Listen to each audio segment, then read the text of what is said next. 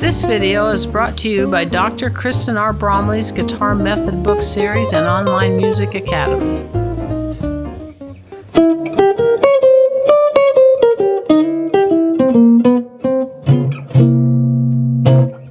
Hi, I'm Dr. Kristen Bromley. Welcome to my online academy. It's so great to have you joining me here in these online lessons. This is lesson 24 in this series that is all about jazz guitar, where we're going line upon line, just doing one principle, one little piece of playing jazz guitar at a time, so we can really conquer and master this style on the guitar, which is awesome. As you know, I love jazz guitar. In this lesson, we're going to look at inserting the flat 9 over dominant 7th chords, and also sort of connecting the 2 or the 9 and the root via that flat 9. We can go either way with it. We can take that flat 9 down to the root, we can take that flat 9 up to the 9th, and when I say 9, it's interchangeable with step 2, as you know. So this builds on things that we've done before and adds another piece of that jazz language right in. We can also use a little bit of this sort of thing over the major 6 chords as well, which we'll look at the end. So let's just look here at the dominant 7th chords first. Now I've got the two forms that we've been working on so far in the course. One with the lowest root on the 6th string, one with the lowest root on the 5th string. I've got the dark dots there to remind us where the arpeggio notes are that we've been working with. And now we've got this 2 and the flat 9, or the 2 and the flat 2, or the 9 and the flat 9 in there. So on that low root, and I'm going to demonstrate this in C, so my root is on that 6th string at the C, which is at the 8th fret. I've got that root up to that flat 2 and that 2. So I've got that there, and I've got that with the 5th string form as well. Now, as we know, we do most of our soloing on the top 4 strings, so I'm not going to actually be working as much with those, but those are options, and sometimes you may actually want to play it down there. Let's look at the next octave. So, where I've got my higher arpeggio, which should be very familiar, ring finger there is at the 10th fret to play that dominant 7th arpeggio. If this is the first lesson you're jumping into, you're going to want to check out the previous lessons as well, because we're just building in here bit by bit. So, I've got the root 3. So we can take and we can play that root up to the flat 9 or the flat 2, and then we've got our 2. Now we've done stuff with the 2 before. Now we're throwing in that flat 2. It's kind of fun to even come down from the 3, flat 3, 2, flat 2, root, or just the 2. So I'm going 2, flat 2, root, flat 7, root there. Or I could go up to it. So I'm going to get comfortable a little bit with this. Of course, we could drop down and catch that flat 2 below, especially if I was going to like slide in.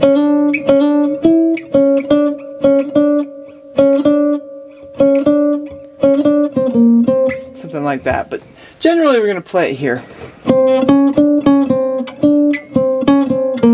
So you can play around with that one a little bit and then look at it on the next string. So I'm going to demonstrate this with F, so we stay in the same position, but we've got that. We don't even have to shift for this one, which is kind of nice. We can come down from that 3 if we want to.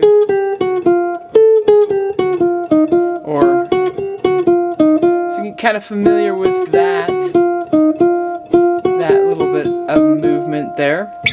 With this 6th string form, we do have the option of playing up on top, which works really great with that one. Of course, we don't have a higher root option or 9th option on the 5th string form. And with the 5th string form, we can always do on that top string, we can always do that same thing on the bottom string. So I've got that written there, though we don't use that part very often for soloing per se. So you can get a little used to that. So those are our spots in here. I'm going to go ahead and play a backing track and improvise a little bit with these kind of ideas over the top. Of course, right now, as we've gotten to lesson 24, wow, in the course, there's a lot of other things that we've done previously with the dominant 7th chords. Any of those things would be okay as we're improvising, of course, but I'm going to sort of prioritize playing some ideas that use this and sort of playing off of that without mixing too many other things in. so that we can really kind of master this new sound and this new idea.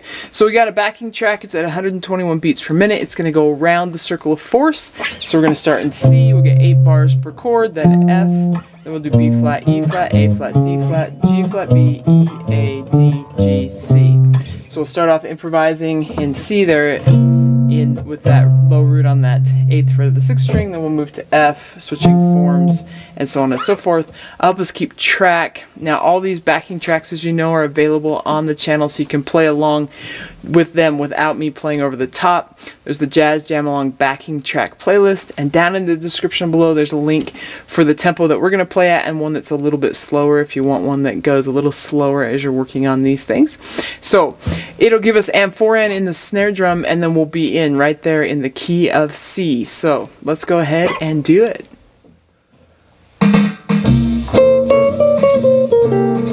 So we're in C.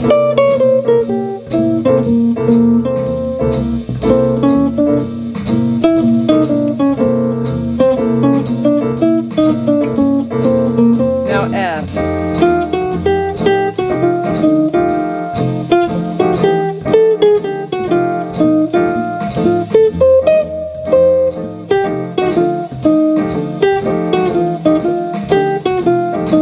Now B flat.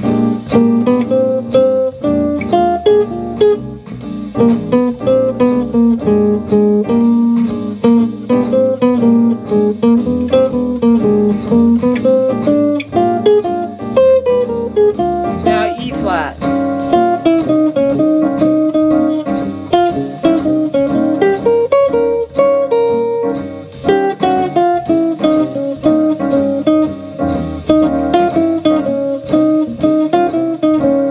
And A flat.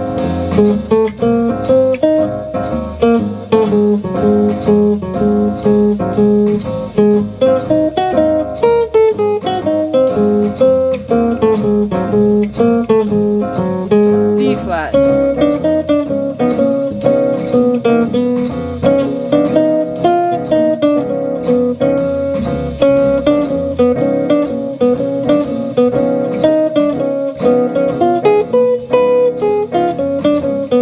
And G flat.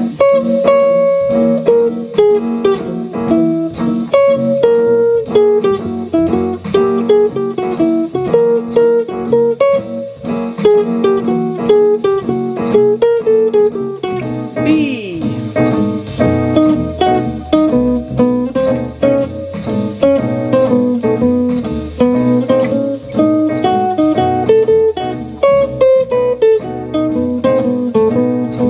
E.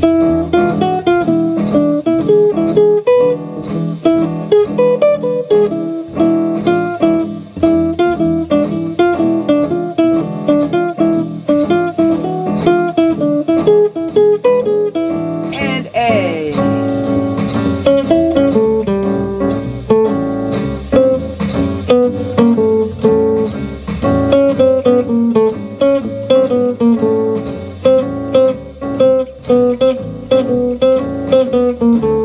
D.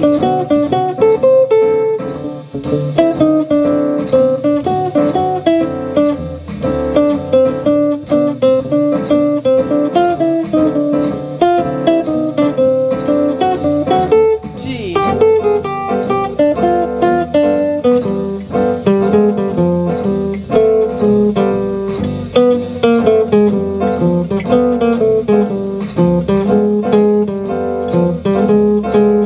And C.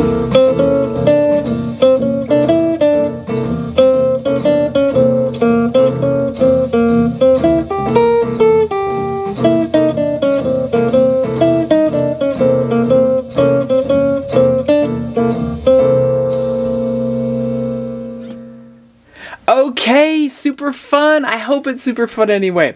So getting this sound in is pretty cool. Now I was prioritizing that 9 flat 9 root or 2 flat 2 root or root flat 2 2 kind of sound. I threw in some of that 3 flat 3 2 flat 2 root kind of sound. I also on a couple occasions did the flat 3 down to the 2 even, but I really tried to stick with this sound, try and get this into our playing, which is pretty cool. Now with this, we don't always have to use it as a sort of a passing tone between the root and the ninth, or the root and the second. The flat 9 can sort of stand as a chord tone superimposed over dominant 7th chords in and of itself. And it's not uncommon to hear sounds like 3, 5, flat 7, flat 9, resolved down to that root. That's a really common kind of sound in the jazz language. 3, 5, flat 7, flat 9, down to the root. And I'm demonstrating that there in C, just starting right here on the 3. It's a common sound. You could also do it the octave lower. It's a little bit low, maybe, for us, but we could still use it when improvising with this form. But when improvising with the 5th string form, it's the option that we have. So if I start 3, 5, flat 7, flat 9, down to that root. You can also just go at it with less than going 3, 5, flat 7, 9. I could just go flat 7, 9. And then down to that root. So I was demonstrating that there in F. Of course, you could learn to do that with the 6th string forms as well. Flat 7, flat 9, down to that root, or flat 7, flat 9, down to that root. Common type of sound. So I'm going to go ahead and play through the backing track again and do some of that sort of thing, getting that flat 9 in there, letting that flat 9 sit as its own sort of chord tone that's a little tense that resolves down to that root. Could resolve it up to the 2, but it doesn't have the same effect. Unless you want to then continue on perhaps with that 9th. You can take that flat 9 up to that 9th as a resolution as well, which is really in line with what we were just doing. But most of the time you'll hear this play off of that. It's kind of cool. You can continue right down with some of those chromatic things we've worked on in previous lessons. Root 7, flat 7, or flat 7, 6, 5, for example, some of those kinds of things. Okay, so I'm going to play through that backing track again. We'll work on getting sort of this arpeggiated sound in there with that flat 9 over the top. It's going to be great. Let's do it.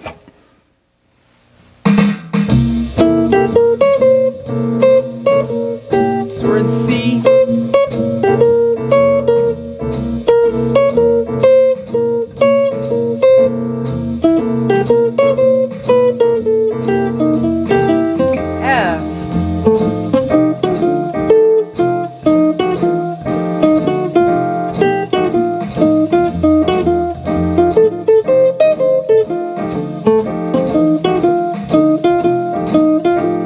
D flat.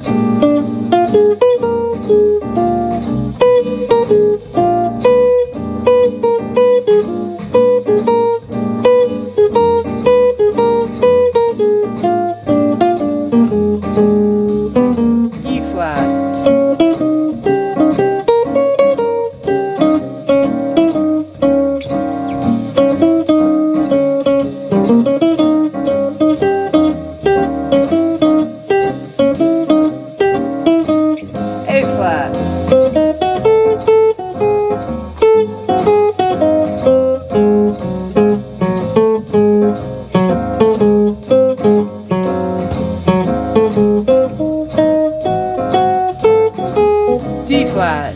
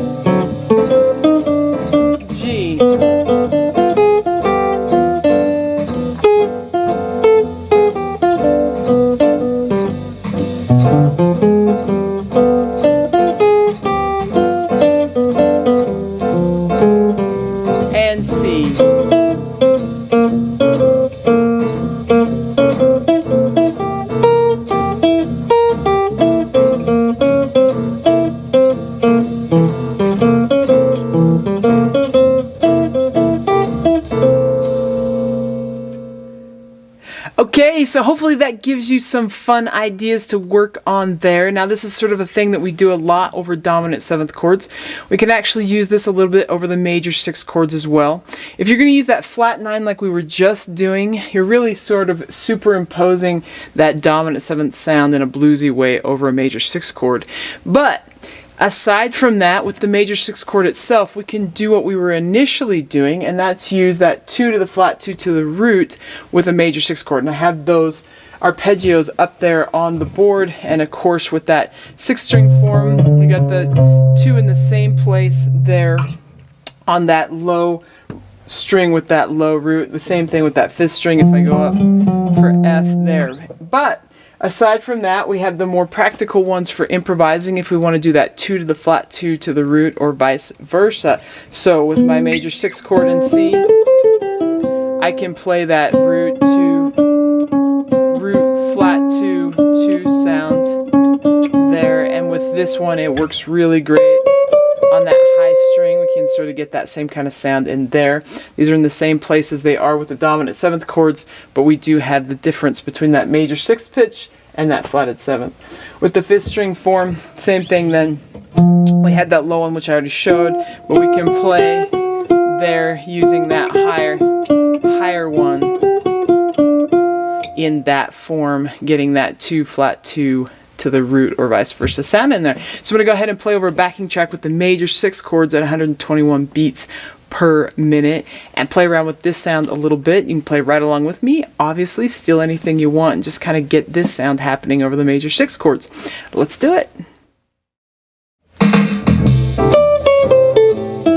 So we're in C.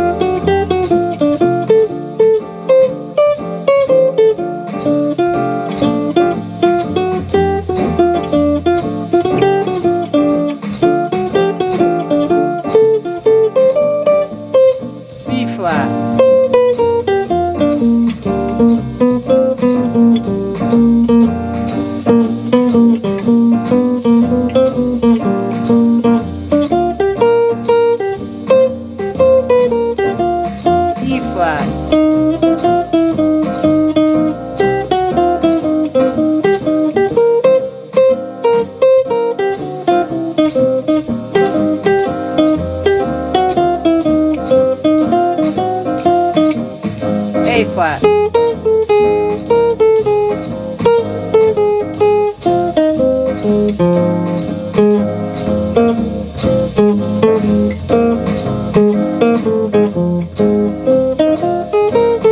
D flat.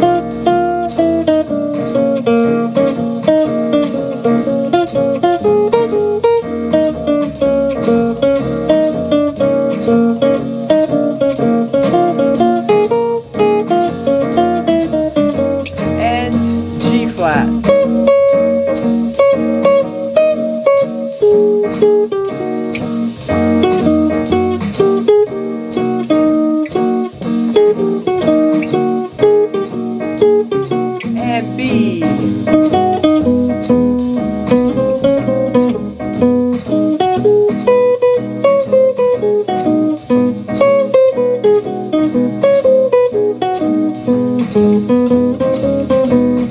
E.